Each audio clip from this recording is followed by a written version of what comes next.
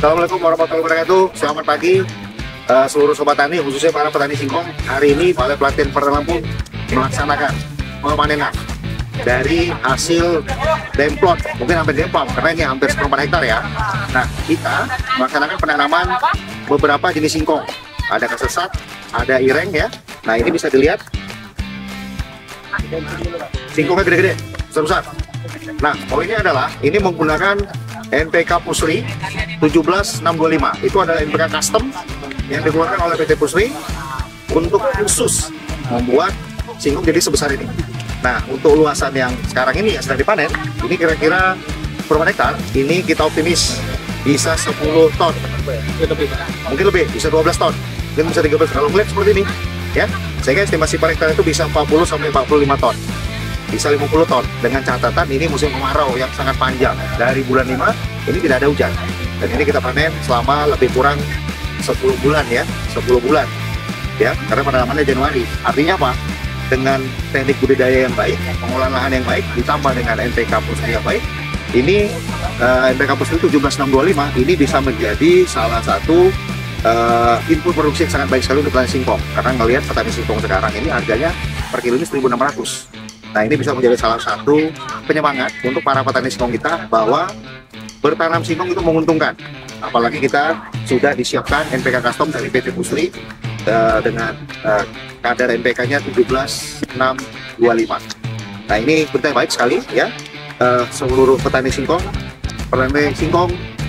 mudah-mudahan lebih berjaya, karena 20 juta ton produksi nasional itu sepertiganya dari Lampung. Berarti sekitar 8 atau 7 ton itu ada dari Lampung. Nah, ini kita buktikan gede-gede sekali. Ini semuanya lagi panen ya. Ya, mudah-mudahan dengan ini, ingat, kalau bertanam singkong, ingat NPK 17625 PT Pusri. Semoga petani singkong semakin maju, sejahtera, dan tentunya bisa meningkatkan kesejahteraan hidup petani. Assalamualaikum warahmatullahi wabarakatuh. Salah satu permasalahan yang dihadapi petani Lampung, khususnya dalam hal budidaya singkong, adalah semakin rendahnya kesuburan tanah akibat penggunaan bahan organik yang jarang dilakukan oleh petani, sementara lahan secara terus-menerus digunakan untuk bertanam singkong, sehingga hal ini menjadikan produksi singkong dari waktu ke waktu itu trennya melandai, bahkan terus menurun. Oleh karena itu, penerapan pertanian terpadu dengan melibatkan ternak diharapkan menjadi solusi bagi petani singkong, karena dengan memanfaatkan biomasa yang dihasilkan oleh tanaman singkong, di sini ada daun, ada kulit, nanti juga ada onggok dari setelah diproses dalam industri, juga bahan-bahan yang lain yang tersedia di sekitar petani itu bisa dimanfaatkan untuk makan, kemudian makan untuk menghasilkan daging untuk ternak, menghasilkan kotoran, dan kotoran sapi itulah yang dimanfaatkan, dikembalikan ke lahan, sehingga akan menjadi siklus pemanfaatan biomasa yang ada menjadi zero waste, sehingga semua termanfaatkan menjadi nilai ekonomi ya, termasuk dengan pemanfaatan hasil kotoran ternak itu menjadi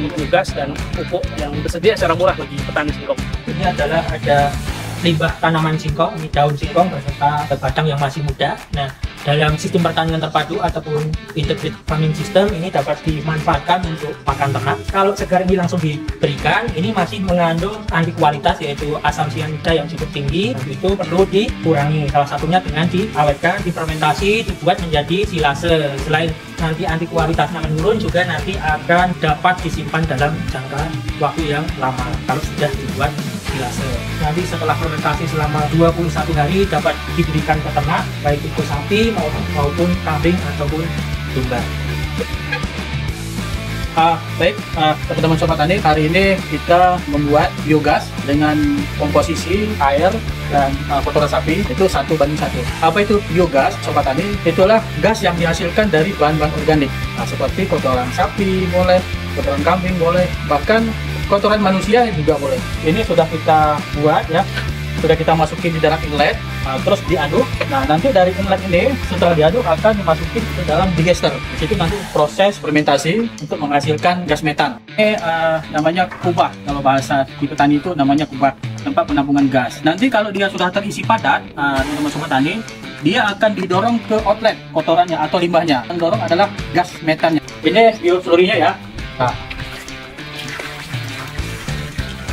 Ini sudah siap kita aplikasikan ke tanaman, baik itu tanaman jagung, sayur-sayuran, bahkan ke tanaman singkong. Ini sangat bagus untuk penghematan biaya di pemupukan. Ini kapasitas 4 kubik. Nah, kita punya sapi di sini 3 ekor, itu sudah sangat cukup untuk kebutuhan satu keluarga. Ini Sobat Tani, setiap hari harus diisi supaya dia gasnya terus berproduksi, dan nanti yang di outletnya supaya dia tidak mengeras. Untuk produksi gasnya kita biarkan sampai dia 20 hari, sampai dia berubah menjadi gas metan yang siap untuk kita alirkan ke kompor dan kita gunakan untuk memasak. Ini sisa-sisa makanan maupun kotoran sapi yang tidak termanfaatkan untuk biogas, kita kumpulkan di sini. Nanti kita akan membuat pupuk padat, itulah pupuk kompos. Setelah pengisian pertama itu selama 20 hari sudah kita bisa gunakan. Sekarang kita lihat apinya ya.